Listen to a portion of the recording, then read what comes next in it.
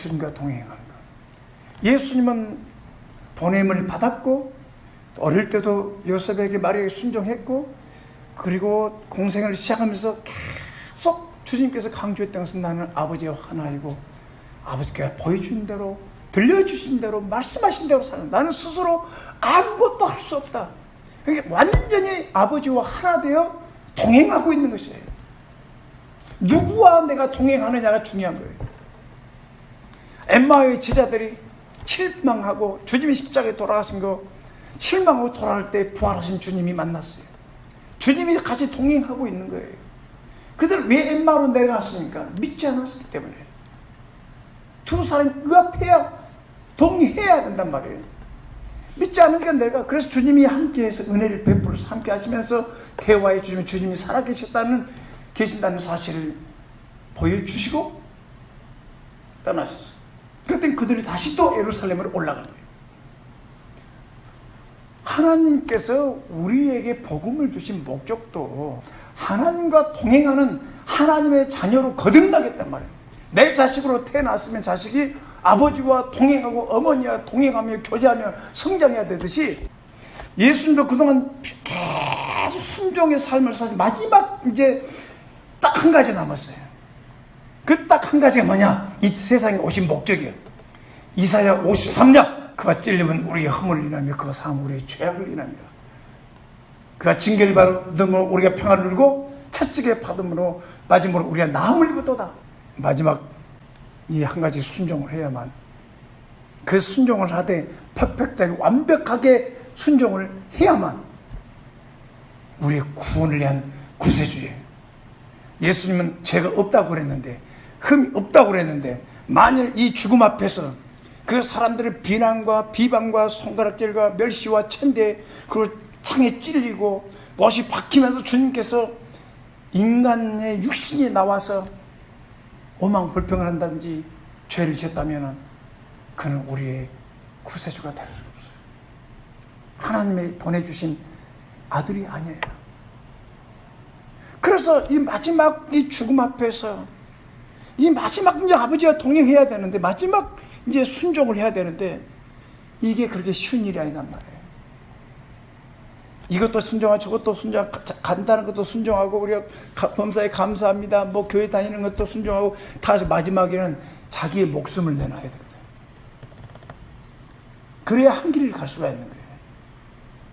하나님의 뜻이 아들을 보고 믿는 자마다 영생을 얻는 이것이니 하나님의 뜻은 뭐냐? 예수님이 십자가에 죽는 거예요. 그래서 죄의 사함 한 분이 순종으로 로마서 5장 19절 말씀처럼 한 분의 순종하심으로 많은 사람이 의인 되고 한 사람 때문에 불순종으로 많은 사람이 죄인 되리라. 이 한 사람 예수님이 십자가에서 마귀와 영적 전쟁을 통해서 우리가 뭘 했다든지 우리가 뭐 고행을 하는 교회를 뭐 섬겼다든지 이게 아니고 우리하고는 아무 상관이 없어. 그 주님이 대신 빚을 다 갚으시고 죄값을 갚으시고 율법의 저주에서 우리를 속량하시고 주님이 3일 만에 부활하신 거예요. 믿습니까? 아멘. 이 거룩한 순종이 그래서 우리가 지금 교회에서 주님을 섬기면서 어릴 때부터 뭐 10년, 20년, 30년, 40년, 50년 뭐 교회에서 주님 섬겼지만 지금 그 사람이 어느 단계 순종의 단계에 있는가? 지금 주님과 동행하는데 무엇이 주님과 동행을 하는데 주님은 저 앞서가는데 뒤에 온 사람도 있고 동쪽으로 가는 서쪽으로 가는 사람도 있고 주님은 앞을 바라보고 있는데 그 사람은 뒤쪽을 바라보고 친구를 바라보고 과거를 바라보고 있고 이렇게 완전히 이거 좀 의합할 수 없는 그런 상황. 어떤 상황에 놓여 있는가? 우리가 그래서 회개도 하는 거 뭐야? 주님과 동행하기 위해서. 우리가 말씀을 암송하는 이유도 뭐냐면 그분이 말씀이 내 안에 떠올라서 성령께서 도와주는데 순종하기 위해서. 제자들은 왜 하는가? 주님과 동행하기 위해서 전적으로 주님의 뜻을 이루기 위해서 우리가 제자훈련도 하는 거예요. 그 목적이 틀리면 안 돼. 주님과의 동행이야, 동행. 이 그리스도인들이 모여서 기도합니까? 예수님의 기도는 뭐였어요? 겟세마네 기도는? 내 온대로 마옵시고 아버지 뜻대로 할 수만 있으면 이 어려움을 지나가게 해주시오만 할 수만 있으면 그 복잡한 기도도 아니에요. 그 한 가지, 내일 아버지 내일 십자가를 집니다. 아니면 오늘 저녁에 내가 잡혀갑니다. 지금 오고 있습니다. 군인들이 오고 있습니다. 잡으러 오고 있습니다.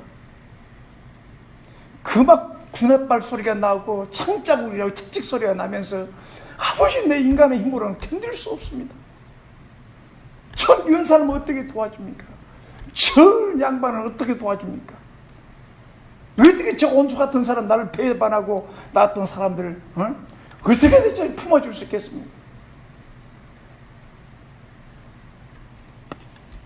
회개하고 하나님 말씀에 순종, 원수까지도 사랑하라면 다 할 수가 있어. 주님 앞에, 아버지 앞에 눈물로 땀방울이 핏방울이 되듯이 그 한 가지 기도 제목 가지고 간절히 그러면서 제자들을 걱정하고 정말 중보기도 하면서 한 가지 가지고 땀이 핏방울이 될 정도로 그 진지하게 그 시간에 오늘 저녁에 잡히고 그 다음 내일 십자가 매달까지 마지막 다 이뤘다고 영원히 떠나기까지 아버지 제가 두려워하지 않게 하시고 무서워하지 않게 하시고 실패하지 않게 하시고 죄 입술로 죄를 짓지 않게 도와주시고 하는 인도해 주시옵소서. 얼마나 무섭고 두렵겠어요. 그때 당시에 겟세마네 주님의 기도는 이제 사역도 다 내려놓고 자녀도 다 형제들도 내려놓고 제자들도 다 내려놓고 이제 딱 한 가지 남은 거야. 한 가지. 그 사람 수준에 따라서 그 사람 기도 제목이 바뀌어야 돼. 이제 주님 나는 무엇을 위해 이렇게 겟세마네 기도를 해야 됩니까? 이제 죽을 날이 얼마 남지 않았는데 시한부 인생이나 마찬가지인데 이제 어떻게 살아야 됩니까? 무엇에 집중해야 됩니까? 하나님의 뜻은 무엇입니까? 그리고 주님과 동행하면서 시간이 없으니까 주님과 동행하면서 열심히 전도하고 영혼 제자 훈련하고 교회를 세우고 하나님 앞에 좋은 열매 맺고 주 앞에 가야 되지 않겠는가? 크리스찬들은 주님 앞에 나와서 하나님 도움을 받기 위해서 기도하고 또 정상적인 크리스찬들은 하나님 말씀에 더 순종하고 신앙생활을 잘하려고 기도하는 건 맞아요. 우리가 오늘 새롭게 우리 생각 속에 바꿔야 할 것이 왜 생활 속에 있는 어려운 문제들을 주님 앞에 도움을 받으려고 하느냐? 주님의 도움을 받아서 생활의 염려가 나를 붙잡지 못하도록 주님과 동행하면서 성령이 인도하시는데도 복음을 전하고 주의 뜻을 행하며 살아가는 것이 초대교회 성도들의 모습이었는데 세상에 묶여가지고 세상에 잡혀가지고 묶여가지고 움직이지도 못하고 이럴지도 못하고 저럴지도 못하고 살아가는 그 하나님 도와주세요. 자유함께 해주십시오. 예수님이 자유케 했습니다. 예수님이 생애는 처음과 과정은 끝이다. 아버지께 순종했어요. 마지막 순종 아버지 도와주세요. 누구나 다 그렇게 훈련받아요. 믿음의 조상 아브라함도 그 하나님 부름받고 순종했지만 다 고향 친척 아비집을 버리고 다 순종했지만 하나님은 계속해서 그가 하나님과 동행하면서 예배도 드리고 약속을 믿고 실패도 하고 또 하나님을 경험했지만 마지막에 가장 중요한 테스트, 순종을 테스트를 하는 거예요. 창세기 22장 2절 3절 보면 네 사랑하는 독자 이삭을 데리고 모리아 땅으로 가서 내가 내게 지시한 산에서 그를 번제로 드리라. 마지막 참 생명처럼 여기는 이제 이 아브라함은 자기 자신을 믿지는 않아요. 이제 늙었고 또 아들을 낳을 때도 자기 힘으로 낳은 것이 하나님의 능력으로 낳기 때문에 말씀하신 대로 능력으로 낳기 때문에 그런데 이제 하나님 앞에서 이 귀한 아들을 또 바치라고 하니 그것도 번제를 드려서 바치라니 아브라함은 숙성될수록 숙성돼서 3절에 보면 아침에 일찍 일어나서 순종해서 떠나 다 준비해가지고 그건 하나님 3일길 시간을 그렇게 3일길 여기서 예수님의 십자가의 죽으심 이미 출발할 때 죽었고 3일길 걸었다는 것은 뭐냐면 무덤에 장사했다는 하나의 상징이에요. 상징. 그리고 이삭이 죽음의 순간에서 다시 살아났을 때 이 부활 하나님 아들 예수님이 3일 만에 부활한 것을 그림자로 보여주는 하나님이에요. 아브라함은 하나님과 동행하면서 이게 뭐냐면 아브라함의 박사기야. 어떤 사람은 자기 건강이 있고 살아가는 게 있는데 이제 어느 순간이 되면 사람이 스스로 그 일을 하지 않으면 하나님이 쓰셔야 되는데 그 쓰셔야 될 사람이 이제 뭔가 잡혀 있으면 하나님 그걸 하나님께서 끊어버리기 위해서 하나님이 작업을 할 수밖에 없다 이 말이야. 더 이상 자기를 신뢰하지 말고 이제 내 나이가 어떤가, 내가 지금 어떤 단계에서 뭘 집중적으로 순종하기를 원하신가, 성령이 말씀하신 대로 그 일에 우리가 자신을 드려야만 하나님과 동행하면서 그 뜻을 이루게 되는 거예요. 그래서 제일 중요한 것은 결국 믿음의 그 결국이 뭐냐면 순종을 통해서 아브라함이 하나님께서 20장 10절 10절을 보면 아브라함 부르시면서 아브라함아 손대지 말라. 네가 진짜 독자라도 아끼지 않고 네가 가장 소중한 것도 포기하고 네가 가장 중요한 성령이 목숨까지도 내놓고 또 네가 가장 중요한 얘기는 내려놓고 네가 내게 순종하려고 하니 네가 진짜 하나님을 경하니 내가 이제 알았다. 또 두 번째 하나님이 너무나 그걸 감동받은 거야. 15절에 보면 두 번째 아브라함 불러 가르칠 때 여호와께서 내가 너를 가리켜 명사노니 내가 이같이 행하니 내 아들 내 독자를 아끼지 아니하신즉 내가 내게 큰 복을 주고 내 씨로 크게 성하여 하늘의 별 같고 바닷가에 모래 같게 되리라. 내 씨가 대적의 문을 얻으리라. 내 씨로 말미암아 천하 만민이 복을 받으리니 이는 내가 나의 말을 준행하였음이라. 그래서 우리가 지금 아브라함의 축복을 받고 있는 거죠. 그러니까 하나님을 하나님으로 여기냐 이 말이에요. 하나님의 말씀을 하나님 말씀으로 정말 하나님을 섬기냐 이 말이에요. 교회를 다니고 있지만 정말 하나님이 자기가 아끼고 붙잡고 있는 것을 내려놓을 때는 내려놔야 되고 포기할 때는 포기해야 되고 주님 앞에 드릴 때는 드려야 되고 주님과 동행하기 위해서 동행하면서 살 때 한 번은 정말 내가 가장 귀하고 내가 가장 소중히 여기고 이것도 주님이 말씀하시면 내려놔야 된다. 하나님은 사랑의 아버지이고 하나님은 항상 선하시고 아멘. 이 순종을 훈련해야만 그 사람이 하나님 앞에 더 귀하게 쓰임받을 수 있다는 거지. 순종과 불순종. 순종은 천국의 단어고 지옥은 불순종의 단어입니다. 우리의 삶도 우리가 순종하면 행복을 얘기할 수 있고 서로 순종하면 사랑하고 순종하면 남편이 사랑하고 아내가 순종해주면 가정은 문제가 없어요. 자녀들이 순종하면 내 아버지 어머니 하면서 이렇게. 그러나 불순종은 뭐냐? 불순종은 지옥이단 말이에요. 지옥에 가면 전부 다 불순종의 사람들이 모여있는 거예요. 믿지 않는 사람들이 모여있는 거예요. 신명기 28장에도 보면 축복과 저주가 나와요. 그래서 순종하는 사람은 들어가도 나와도 복받지만 순종하지 않는 사람은 하는 일마다 안 돼요. 그런데 우리가 이 인간의 노력으로 이 하나님의 율법과 규례를 100% 지킬 사람은 아무도 없어요. 인간은 이미 태어나면서부터 시작해서 어머니 모태에서부터 이미 죄인이에요. 언제? 이거는 본질적으로 태어날 때부터 인간은 죄를 가지고 태어났다. 그래서 율법을 지킬 수 있는 능력이 없어요. 그래서 갈라디아서 3장 13절 14절 말씀을 내가 참 좋아하는데 그리스도께서 우리를 위하여 저주를 받은 바 되사 율법의 저주에서 우리를 속량하셨으니 율법을 지키지 못한 사람이 받는 저주가 신명기 28장에 보면 들어가도 나와도 저주예요. 질병, 전쟁의 패배, 가난. 그러나 순종하는 자는 들어가는 나는 만사형통이야.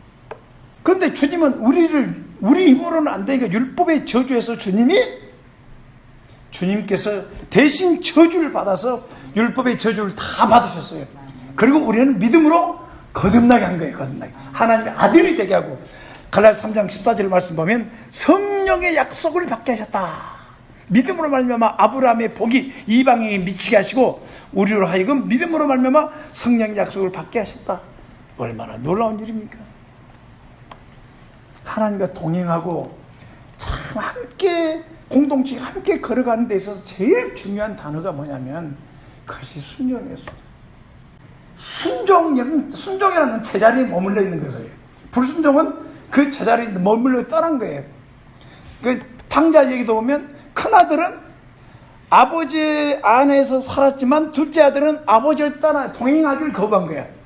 동행하기를. 이제 아버지 말 듣기 싫으니까 내 돈, 내 재산 주셔서 내가 한번 해볼랍니다. 성공해볼랍니다. 내 길을 가버린 아버지와 동행을 포기한 거예요. 그런 자식들 많아요, 사실. 동행을 포기해요. 그럼 아버지는 계속 그 아들이 돌아오기를 쳐다보고 기다리고 있는 거예요. 드디어 아이들이 해보니 실패하고 거지가 돼가지고 노숙자가 되고 거지가 돼가지고 그 돌아와서 겸손해지니까 아버지와 다시 동행하기 시작하는 거예요. 이 신앙생활이 뭐냐면 핵심이 성적의 핵심이 뭐냐면 원래 하나님과 동행이었어요.